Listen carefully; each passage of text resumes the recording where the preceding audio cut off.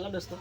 तो आज एक न्यू वीडियो के साथ आए हैं। क्योंकि मेरे पास जो माइक था वो रूम पे छूटने की वजह से आज एक वीडियो विदाउट माइक अपलोड करेंगे।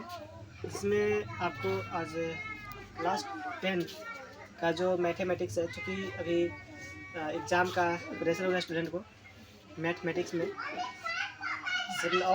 और सारे सब्जेक्ट तो ऐसे लिख कर भी निकल जाता है, लेकिन मैथमेटिक्स जो है ना, जब तक लिखिएगा नहीं तब तक आपको नंबर नहीं मिलेगा।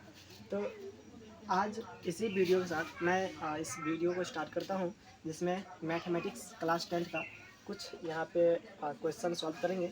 और आज से रेगुलर 10 का वीडियो यहाँ पे अपलोड होगा, आप चेकआउट कर सकते हैं और पढ़ाई भी कर सकते हैं। तो बने रहिए इस वीडियो में। स्टार्ट करता हूँ। तो आज का जो क्लास 10 का जो सब्जेक्ट है जो कि है मैथ्स 10 का है, और चैप्टर का नाम है फर्स्ट चैप्टर से हम स्टार्ट करेंगे और एंड तक जाएंगे, जो कि है फर्स्ट चैप्टर है, नाम है रियल नंबर।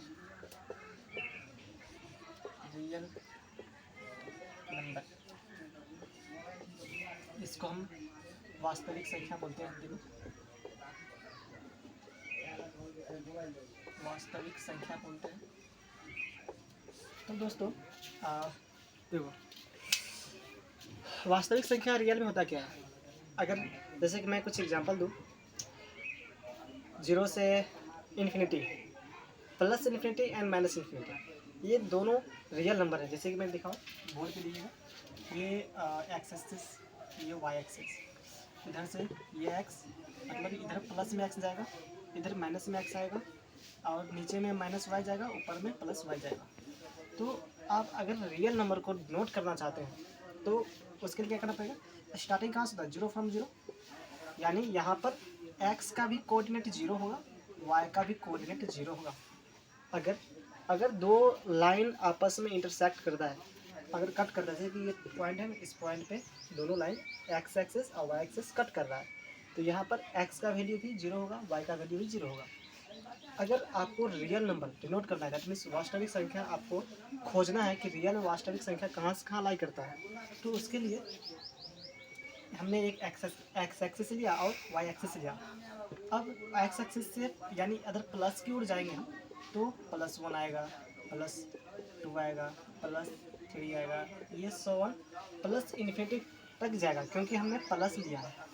अगर इसी को हम माइनस एक्सिस में नोट करें तो इधर -1 होगा, इधर -2 होगा, इधर -3 होगा, और 100 इधर माइनस इन्फिनिटी तक जाएगा, क्योंकि हमने माइनस को डिनोट किया हो। अगर वाई एक्सिस में मुझे डिनोट करना हो, हाँ, यहाँ पे क्वेश्चन भी आ सकता है ना कि जो रियल संख्या है, जो वास्तविक संख्या है, क्या वो सिर्फ एक्स एक्सिस में ही लाई करता है।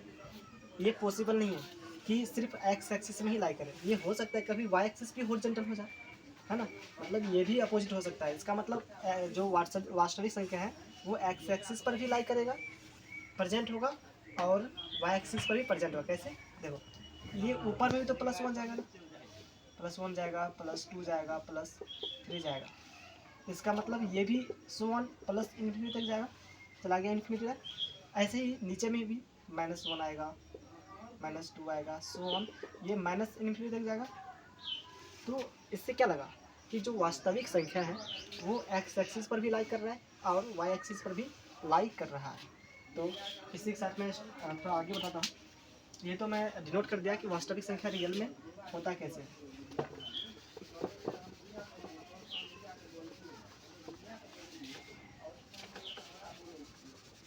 चैप्टर इरेज कर दिया हूँ, तो इसका मतलब ये नहीं कि हम कुछ और पढ़ा दूँगा, चैप्टर के सिमिलर ही होगा।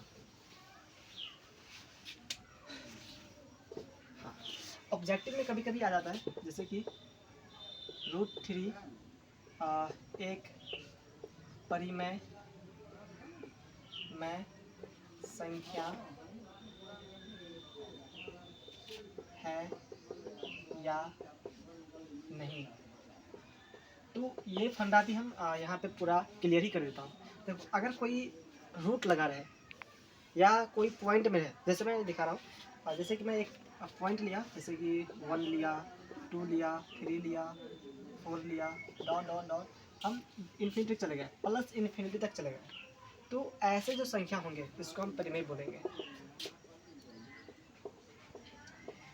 मतलब ऐसा संख्या जो ना तो ऐसी संख्या जो ना तो रूट में रहे और ना ही डेसिमल में रहे। डेसिमल मतलब ना पॉइंट में रहे। जैसे कि अगर कभी पूछे 0.012 या कुछ भी जीरो के, अगर जीरो के पॉइंट मतलब कुछ भी पॉइंट में रहे तो इसको हम अपरिमेय संख्या बोलेंगे। और ऐसे जो संख्या रहेंगे इसको हम परिमेय संख्या बोलेंगे। जैसे कि यहाँ पे √3 है ना, जनरली आपको रूट वाला ही क्वेश्चन पूछता है, तो आप यहाँ पे ना कंफ्यूज नहीं होगा। देखो अगर जैसे कि यहाँ बोला है कि √3 एक परिमेय संख्या है या नहीं, तो सिंपल से फंडा है। अगर ये √3 को हम रूट को हटाएंगे तो रूट जब हटाएगा, जैसे कि हम मानते हैं √3 = x मान लिए। अब इसको रूट हटाना होगा तो इसका करेंगे बोथ साइड, यानी सभी साइड क्या करना पड़ेगा, स्क्वायर करना पड़ेगा। तो हटाएंगे तो √3 का स्क्वायर हो जाएगा और यहाँ पर भी x² हो जाएगा। अब क्या होगा, जैसे कि हम रूट हटाएंगे तो अब यहाँ से x² और रूट हट जाएगा तो बचेगा 3 = x²। अब x² का अगर वैल्यू निकाल रहे हैं तो ये 3 हो जाएगा। फिर से ये x = 3 और √3 का वैल्यू होता है 1.69 कुछ ऐसे ही होता है। तो ये रहा आपका अपरिमेय संख्या, जो कि हम पहले ही बोले थे। अगर कोई पॉइंट, अगर कोई वैल्यू पॉइंट में रहे या फिर रूट में रहे या फिर बट्टा में रहे, ये सारे के सारे वैल्यू, बट्टा में भी ऐसे बट्टा रहेगा, जैसे कुछ बट्टा ऐसे होते हैं 4/2, ये भी बट्टा में, लेकिन ये कट जाएगा तो ये सिर्फ 2 बचेगा। तो ये अपरिमेय संख्या नहीं है, ये परिमेय संख्या होगा क्योंकि पूरा कट गया है। लेकिन यहाँ पर जो है ये डेसिमल में आ गया, ये पॉइंट में आ गया है, इसका मतलब ये क्या है, अपरिमेय संख्या है। अपरिमेय संख्या है। तो यहाँ पर √3 जो है क्या है, एक अपरिमेय संख्या है। अर्थात अब आप समझ गए होंगे कि अगर कोई वैल्यू, अगर कोई संख्या रूट में रहे, डेसिमल में रहे या फिर बट्टा में भी रहे, बट्टा में भी ऐसे संख्या जब हम बट्टा में उसको कट करते हैं, उसको सॉल्व करते हैं तो वो डेसिमल में ही आना चाहिए, क्योंकि बट्टा जो है डेसिमल में ही आता है। तो कुछ यहाँ पे एक पॉइंट लिख लेता हूँ कि रियल में क्वेश्चन कहाँ से उठता है, अभी दिखाता हूँ आपको।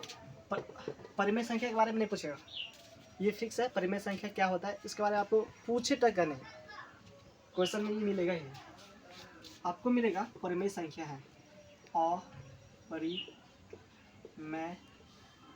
संख्या है, यानी आपको सिर्फ अपरिमेय संख्या के रूप में ही पूछेगा कि ये अपरिमेय संख्या है या नहीं है। ये आपको 5 नंबर में भी आता है और 1 नंबर में भी आता है। इसका मतलब समझिए कि आपको 6 नंबर आपको मिलेगा ही मिलेगा। यानी आपको अपरिमेय संख्या के बारे में पूछेगा कि ये अपरिमेय संख्या है कि नहीं। जैसे कि एग्जांपल दे रहा हूँ आपको, एग्जांपल √3 हो जाएगा, √5 आ जाएगा, √7 आ जाएगा। यहाँ पे √3 क्या अपरिमेय संख्या होगा कि नहीं होगा, सोचने वाली बात है। अगर √9 दी है ना, √9, तो हम 9 को अगर एलसीएम निकालते हैं तो 3 से कट जाता है, 3 × 3। इसका मतलब क्या हुआ कि रूट में 3 × 3 आ गया, दैट मीन्स 9। अब ये 2 3 आ गया है, इसका मतलब रूट में से एक 3 हट जाएगा तो सिर्फ 3 बचा। इसका मतलब ये क्या है, परिमेय संख्या है, पूरा कट गया है, मतलब पूरा यो डिफाइन हो गया है। डिफाइन हो गया इसका मतलब क्या हो गया, ये परिमेय संख्या है, परिमेय संख्या है। और हम क्या बात कर रहे थे, अपरिमेय संख्या, तो ये √9 जो है नहीं होगा अपरिमेय संख्या। तो यहाँ पे √9 को हम चर्चा नहीं करेंगे क्योंकि हम ये बात कर रहे हैं अपरिमेय संख्या के बारे में। तो यहाँ पे √7 नहीं आएगा, √11 भी आता है, 11 और 13 भी आता है। यानी आपको अपरिमेय संख्या के बारे में इतना ज़्यादा तक पूछता है, यहाँ ये क्वेश्चन रहेगा इतना तक।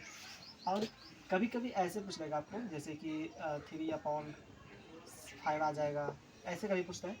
या फिर आपको पॉइंट में देगा 1.33 ऐसे करके, मतलब पॉइंट में कुछ भी दे सकता है, जैसे 2.59 ऐसे कुछ भी पॉइंट में कुछ भी डाल सकता है। बट हम भी ऐसे डालेगा जो पॉइंट में ही आए वैल्यू। तो ये आपका रहा ऑब्जेक्टिव, यानी इतना में से एक ना एक क्वेश्चन आएगा। अब चूँकि यहाँ पे अपरिमेय संख्या के बारे में, हाँ कुछ और है यहाँ पे, रुकिए। अपरिमेय संख्या में इतना ही नहीं और पूछ सकता है, जैसे कि √3 + 2 ऐसे पूछ सकता है, √7 + 3 ऐसे पूछ सकता है, या फिर 1 नहीं होगा, हाँ ऐसे पूछ सकता है 5 + 4 ऐसे करके पूछेगा। यानी देखिए अपरिमेय संख्या ऐसे ही होगा जैसे कि यहाँ पे √3 दिया ना, तो ये सेम सही भी होगा। 7 ये ऐसे ही रहेगा, 5 ऐसे ही रहेगा। मतलब जो रूट में है वो वैल्यू सेम ही होगा, लेकिन ये आगे में प्लस भी दे सकता है। तो प्लस में देखो फ़र्क पड़ता है कि नहीं पड़ता है, वो भी दिखाता हूँ। जैसे कि हम एक लिए √3 + 2 है ना, और हम जानते हैं √3 का वैल्यू कितना था 1.69 + 2, तो इसको जब जोड़िएगा तो 3.69 आ गया, जो कि अभी भी तो पॉइंट में ही है। इसका मतलब अभी क्या है, ये अपरिमेय संख्या ही है, अपरिमेय संख्या ही है, तो कुछ भी इसका डिफाइन नहीं हुआ, इसका मतलब ये भी अपरिमेय संख्या है। तो ऐसे भी आपको दे सकता है +1 देके। लेकिन इसी फॉर्म में हम एक और लेता हूँ, इसी फॉर्मेट में। जैसे कि हम लिए √4 + 2, क्या ये अपरिमेय संख्या है कि नहीं है, ऑब्जेक्टिव में पूछ सकता है।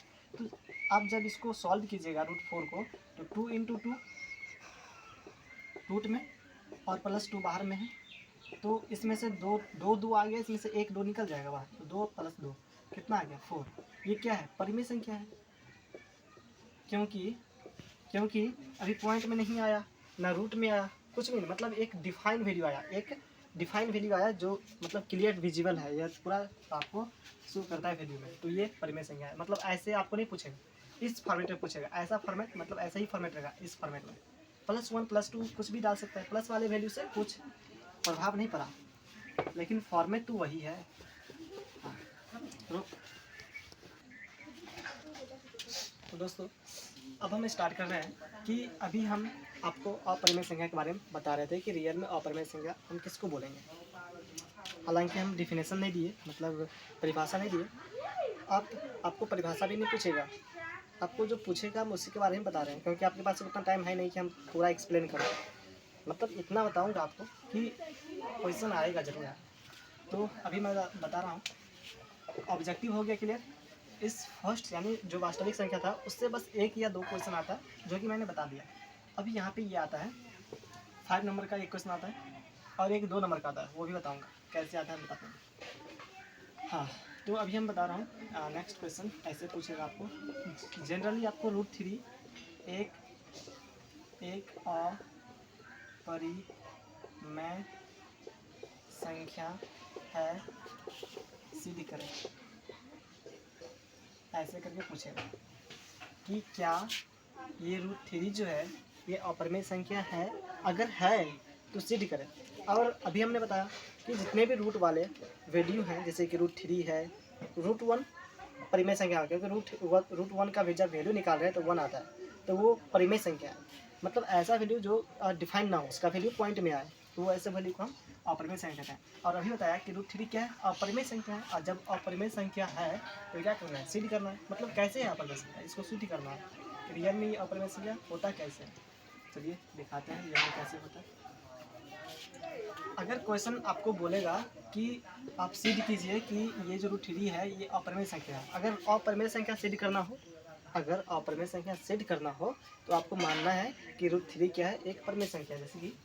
जैसे कि यहाँ पे माना है, बोला है कि अपरिमेय संख्या सिद्ध करें, तो परिमेय संख्या मानना है। लिखेंगे पहले क्या लिखना है, सॉल्यूशन, और सॉल्यूशन के बाद लिखेंगे √3 एक परिमेय संख्या माना। √3 एक परिमेय संख्या माना। अब जब √3 एक परिमेय संख्या माने तो परिमेय संख्या किस फॉर्म में होता है, तो लिखेंगे परिमेय संख्या के अनुसार, परिमेय संख्या के अनुसार। और आप सब जानते हो कि परिमेय संख्या किसको हम बोलते हैं, ऐसे संख्या जो P और Q के रूप में हो। P और Q का मतलब क्या होता है, जैसे कि ये जो P और Q है, इसका मतलब क्या है, P मतलब होता है अंश और Q मतलब होता है हर। मतलब ऐसे संख्या जो P और Q के रूप में हो, यानी अंश और हर के रूप में हो, ऐसे संख्या को हम क्या कहते हैं, परिमेय संख्या कहते हैं। तो क्या ये √3 अंश और हर के रूप में है, आइए देखते हैं। अगर √3 अंश और हर के रूप में होगा तो हम कहेंगे कि √3 क्या है, परिमेय संख्या है, क्योंकि हम माने कि परिमेय संख्या। यानी हमने अभी बोला कि √3 एक परिमेय संख्या माना। जब √3 को हम परिमेय संख्या माना तो √3 किस फॉर्म में होना चाहिए? p/q के रूप में होना चाहिए। तो अब देखो p/q के रूप में होना चाहिए, तो ये √3 अपॉन नहीं कुछ तो 1 तो होगा ही, तो p/q के रूप में तो हो गया ना, अपॉन p/q बटा के रूप में हो गया। अब क्या करना है, सिंपल थोड़ा सा स्टेप है इसमें, जानना पड़ता है कि अब इससे हम आगे क्यों करें, क्या करें, क्योंकि हम यहाँ तक दिखा दिए अंश और हर के रूप में तो आ ही गया। अब ऊपर नीचे क्या कीजिए, आप मल्टीपल कर लीजिए एक बार। तो जब इसको p को 1 से मल्टीपल कीजिएगा, ऐसे लिख पूरा जानिए आप, p इंटू 1, इसको इससे मल्टीपल किए और इसको इससे, लेकिन बीच में क्या है, बराबर में है तो बराबर दे दिए, और q को √3 से, q इंटू √3, फिर यहाँ से p इक्वल टू कितना आ गया, √3q। अब देखिए फिर से आपको क्या करना पड़ेगा कि अब मानना पड़ेगा कि q अगर ये परिमेय संख्या होगा, √3 परिमेय संख्या होगा, तो इसको हम 1 2 3 4 5 6 से गुना करेंगे।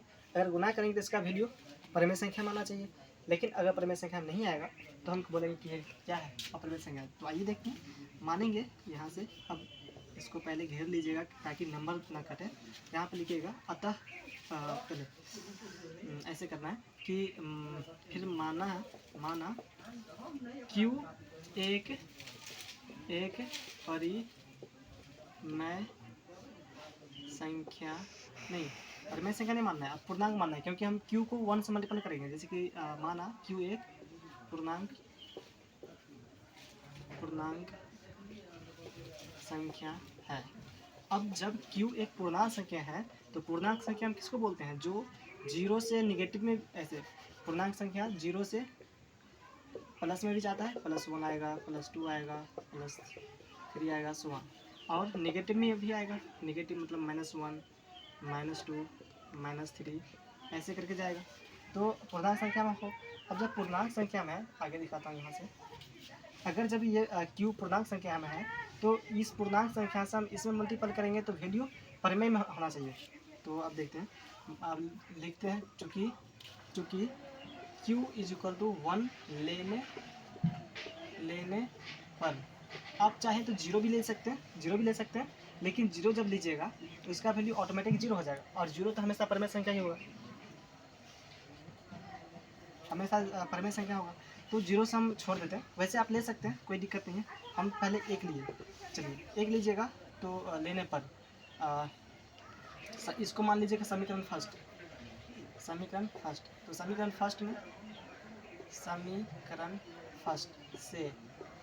फर्स्ट क्या बोल रहा है, p = √3q, यहाँ से p = √3q। अब क्या करना है, यहाँ पे पुट करना है ना, q = 1, तो लिखना है पुट q = 1। अब जब q = 1 पुट कीजिएगा तो p = कितना हो जाएगा, √3 × 1 = √3, यानी p = √3। कोई बदलाव नहीं आया, अभी तक इसमें कोई चेंजेस नहीं आया। तो इसका मतलब क्या है कि √3 क्या है, अपरिमेय संख्या। अभी और देखते हैं ना, अभी तो 1 से मल्टीपल किए, अभी 2 भी है, 3 भी है, देखते हैं ना। अगर कहीं पे कुछ चेंज हुआ, कुछ बदलाव हुआ तो हम बोल देंगे कि ये परिमेय संख्या है, क्योंकि हमने माना परिमेय संख्या है। अगर बदलाव नहीं हुआ तो हम बोलेंगे कि अतः मेरा मानना गलत है और ये अपरिमेय संख्या है। चलिए अब मानेंगे पुनः q = एक बार 1 लिए, अब लिखते हैं 2 लेने पर। अब 2 लेंगे, फिर लिखेंगे समीकरण फर्स्ट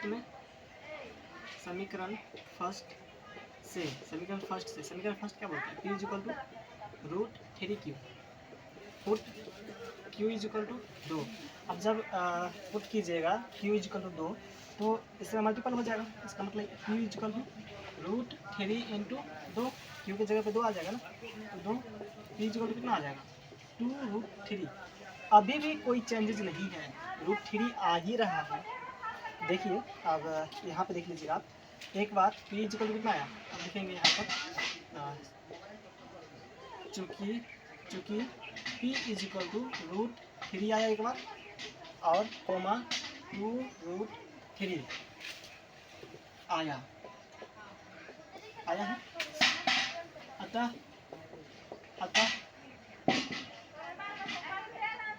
अतः इसमें कोई बदलाव बदलाव नहीं आया। इसीलिए मेरा मानना गलत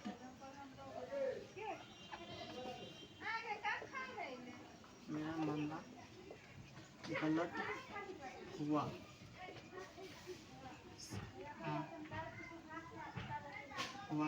अतः फिर से अतः लिखेंगे या तथा लिख सकते हैं। तथा √3 एक अपरिमेय संख्या ऐसे करके।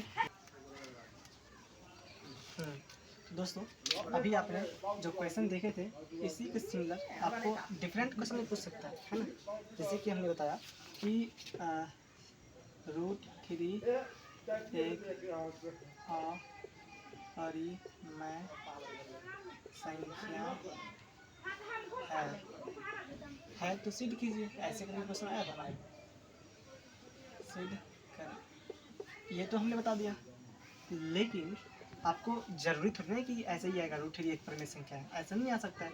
आपको ये भी पूछ सकता है √5 या फिर ऐसे आपको पूछ सकता है √7 या फिर √9 तो होगा नहीं, ये तो परिमेय संख्या है। ऐसे करके पूछ सकता है, या फिर आपको ऐसे पूछ सकता है √3 + 1 ऐसे करके पूछ सकता है, या फिर आपको √7 + 1 या 3 ऐसे करके पूछ सकता है। तो आप ना ऐसे वाले क्वेश्चन पे आप खुद से ट्राई कीजिएगा, इसमें कोई बड़ी बात नहीं है, सब सेम ही है जैसे जैसे मैंने बताया। बस ऐसे कीजिएगा, आपका हर एक क्वेश्चन सॉल्व होगा। अब नेक्स्ट जो वैरायटी है वो बताएंगे।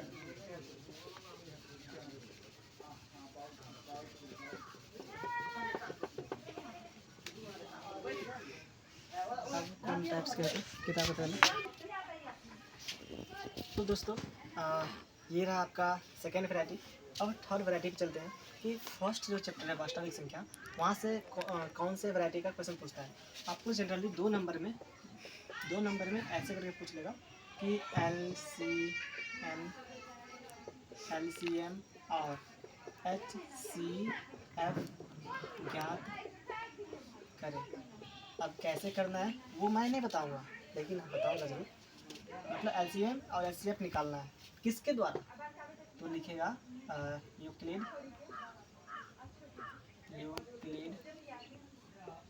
विभाजन से। और कभी कभी आपको जरूरी नहीं है कि आपको यूक्लिड विभाजन से ही पूछेगा, आपको ऐसे ही पूछ लेगा LCM और HCF ज्ञात करें।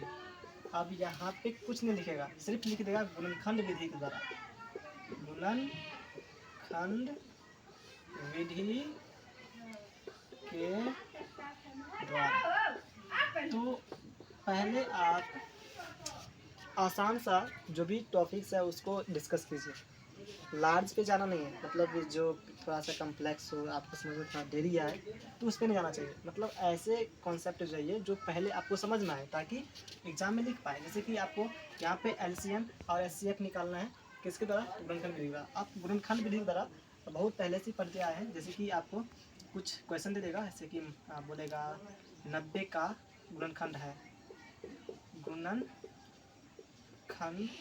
है, तो गुणनखंड कैसे निकालना है, डायरेक्ट LCM निकाल देते हैं इसको। 2 से 45, फिर 3 से 15, फिर 3 से 5, तो ऐसे करके निकाल दीजिएगा। 2 × 3 × 3 × 5 है ना। अब यहाँ पे कुछ कॉन्सेप्ट है, जैसे कि ये तो है आपको गुणनखंड। यहीं पे हम कॉन्सेप्ट बताता हूँ, क्योंकि इसमें वो सिंपल कॉन्सेप्ट नहीं आया जो मैं बताऊँ। अभी मैं बताता हूँ कि रियल में होता कैसे। जैसे कि आपको 2 नंबर दे देगा, जैसे एक दे देगा आपको 30 और एक देगा 60 का HCF और LCM निकाले। किसके द्वारा निकाले, गुणनखंड के द्वारा।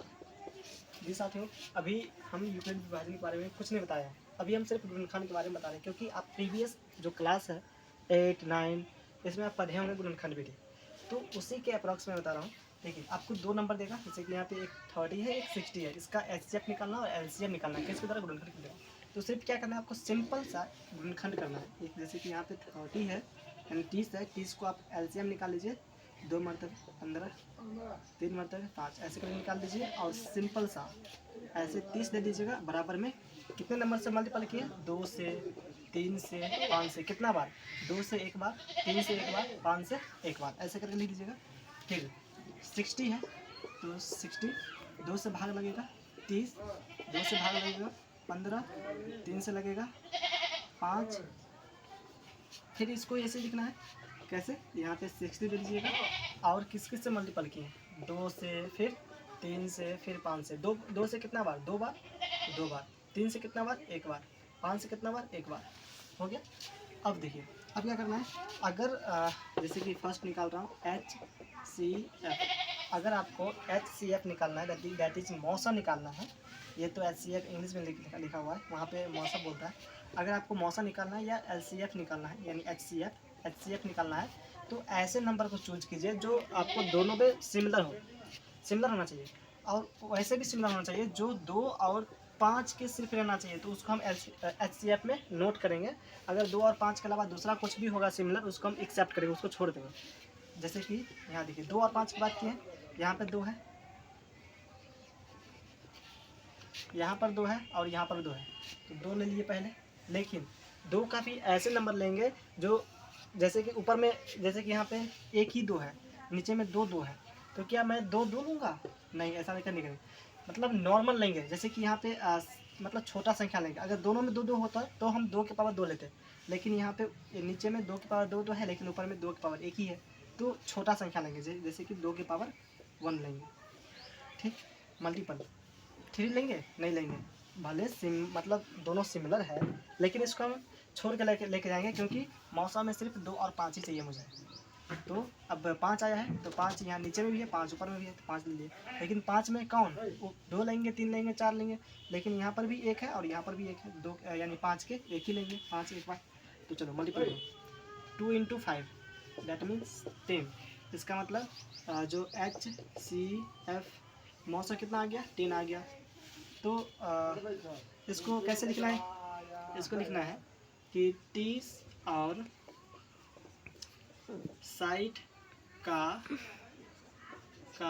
mod 100, इसको H इंग्लिश में लिख दीजिएगा, HCF बराबर 10 आया। और इसको घेर दीजिएगा। अगर घेर रहे हैं तो आपको थोड़ा सा नंबर ज़्यादा मिलने की चांस है। नंबर कटने की तो भरोसा ही नहीं है कि आपको कटेगा, घेरना चाहिए। जो भी आंसर है उसको घेरना चाहिए। चलिए, ये तो मौसा निकाल दिए, अब लौसा भी निकाल ही देते हैं कि लौसा कैसे निकलता है गुणनखंड विधि की तरह, यानी LCM लौसा निकालना है। लौसा के लिए क्या होता है कि आपको जो मिला वो भी, जो नहीं मिला वो भी। लेकिन देखिए मौसम में हमने लोअर नंबर लिया। लोअर नंबर मतलब जो 2 के पावर 2 था तो 2 के पावर 2 छोड़ दिए, ऊपर में 2 के पावर होता 2 तो लेते, लेकिन 2 के पावर 1 ही था तो हमने लोअर नंबर लिया, मतलब छोटा सा नंबर लिया। लेकिन लौसा में ऐसा नहीं करना है, जितने भी हायर नंबर होंगे, मतलब बराबर नंबर होंगे, उसको क्या करना है? प्राप्त करना है। जैसे कि यहाँ पे देखिए 2 के पावर 2, तो पहले 2 ले लिए। देखिए पहले चूज कीजिए क्या क्या लेना है। पहले आपको जो मिलेगा वो भी, नहीं मिलेगा वो भी। 2 मिला दोनों में, 2 ले लिए। 3 मिला दोनों में, 3 ले लिए। 5 मिला दोनों में, 5 ले लिए।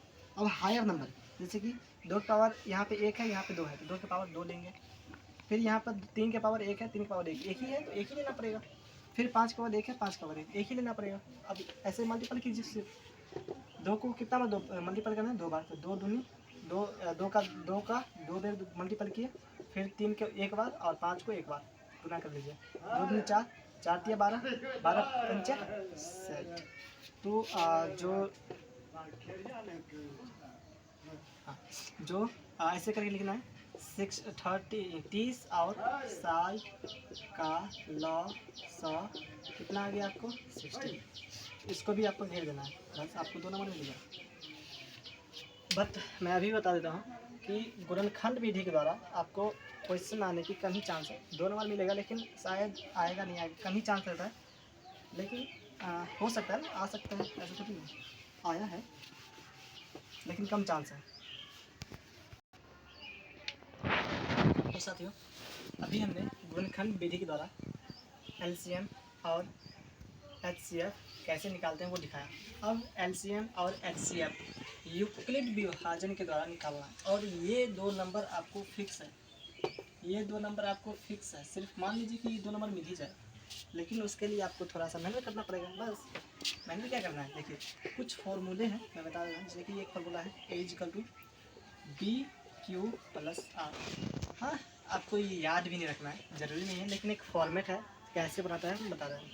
जैसे कि मान लीजिए कि आप 2 नंबर लिए, 2 नंबर कुछ भी ले लेता हूँ। मान लो ये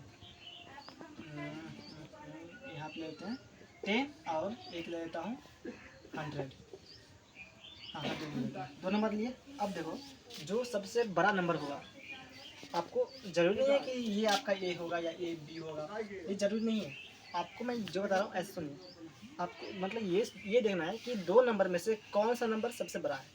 जैसे कि यहाँ पे दिखेगा ये बड़ा है, तो अगर ये बड़ा है तो इसको हम एक क्या करेंगे, चुनेंगे, और जो छोटा है वो B हो जाएगा, सिंपल। अब AB का वैल्यू मालूम हो गया। अब क्या करना है, देखिए क्या करना है कि जो A का वैल्यू है 100 है ना, 100 वो पहले दे दीजिए। अब B जो वैल्यू है इसको भाग दे दीजिए यहाँ 10 से।